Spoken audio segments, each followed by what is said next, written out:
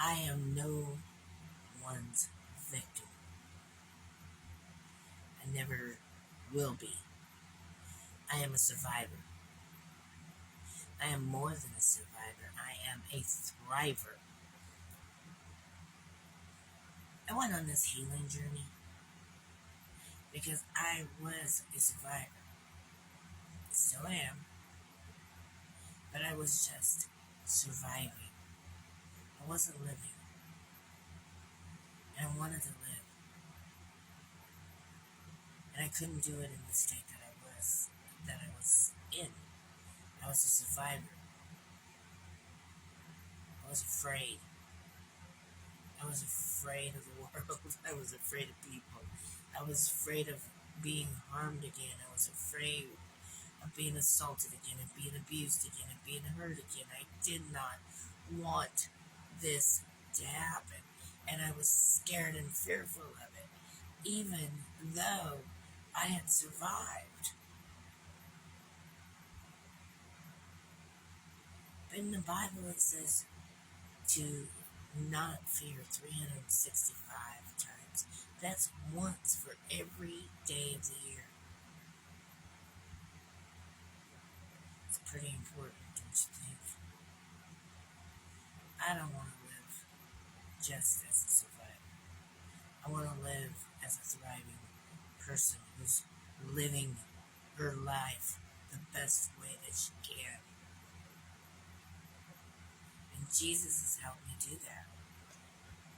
I started out with having this relationship with him. I suggest you do the same. It's amazing. And it is a wonderful, wonderful, beautiful healing process. You'll love it. I started out having this relationship with Jesus. And when I had this relationship with him for the first time, I felt love that I've never felt before. And that was the beginning of the most beautiful healing. So, my next part that I started working on was my low self-esteem. I didn't want to be here. I honestly was just at my rock bottom. There was no other way to either be out of this world or to go up. So I went up. I went to the one who brought me into this world and brought me up in this world. And I never regretted a day of doing that. But I didn't have this low self-esteem, so what I did was I started listening to positive biblical affirmations. I would listen to Bible verses and biblical affirmations all day long, morning, breakfast, and lunch, dinner, all day long, all day long. If I was in the car, I was listening. If I was at work, I was listening. I was blessed I had a job I could do that. I would listen to it at night while I was sleeping. I was hearing this, even if I forgot one night to turn it on, I was hearing it in my dreams. That's how often I listened to it, which meant that it was getting into my brain. And once it got into my brain, it reached my heart. Because once my brain believed it, my heart believed it. There are days when I still have to go back and listen to these affirmations and these Bible verses because first of all, everyone gets love. They do. Everyone gets love. They can't help it. It's part of life. So when I get low, that's what I do. But what helps not to get low, which I'm still working on because I haven't got my brain trained to do this as much as I need to. But what you really need to do is read your Bible every day. Someone suggested to me was 3 times a day, like breakfast, lunch, and dinner. Treat it as nourishment, right? It helps. It really does. There's so much more to this healing journey than I could ever go into in one video. So I will talk more about it in other videos. times. But today, I hope you realize that you don't just have to survive. You can thrive. You can. There is a huge process to healing, and it is not pretty. It's absolutely ugly. You'll do a lot of crying, a lot of soul searching, a lot of hurting, a lot of forgiving, a lot of remembering, and then you'll be giving it all to God. You'll give it all to God. And that sounds easy, right? Giving it to God is the hardest part of the process. It really is. I know it sounds easy, but it's not. Giving it to God takes coming to a realization in your mind and your heart about who really does have the control. Because you really can't control anything. Nothing. There's not one thing that you can do to control anything. It's all in God's hands. And when you believe that, and when you finally believe that, then you'll be able to let it go and let God. And I know that I have been trying to do that for years, and I have finally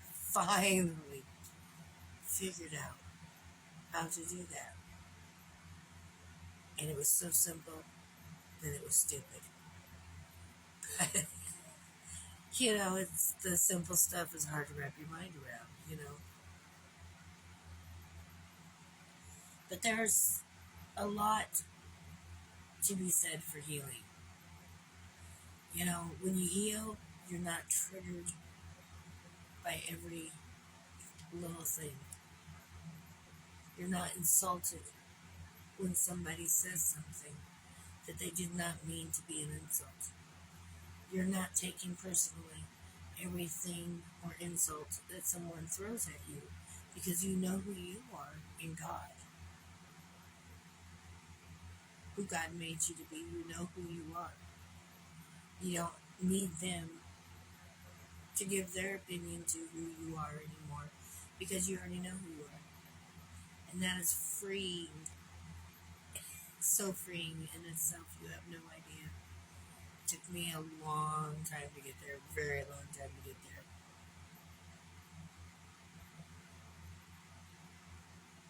The whole Bible is about mastering yourself. It really is. It's about mastering oneself so that you can become as Jesus did. But when you're mastering yourself and trying to become as Jesus did, you also heal yourself in the process. And I know that sounds kind of like, oh yeah, really? But it's true. It's true. In order to master oneself, you have to heal. You do. You can't master yourself until you have healed. So it's kind of one and the same.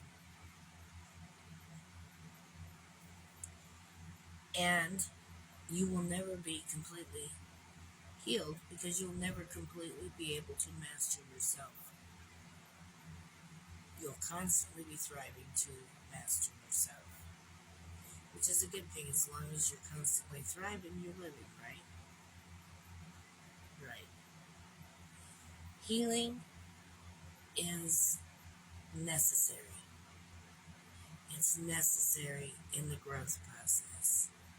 It's necessary for your emotions and your physical as well as your mental, because they go in hand to hand, and as well as your spiritual.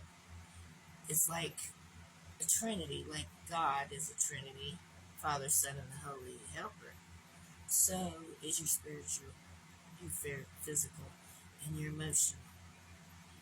It is all a trinity. It works together. Isn't that funny how that worked out?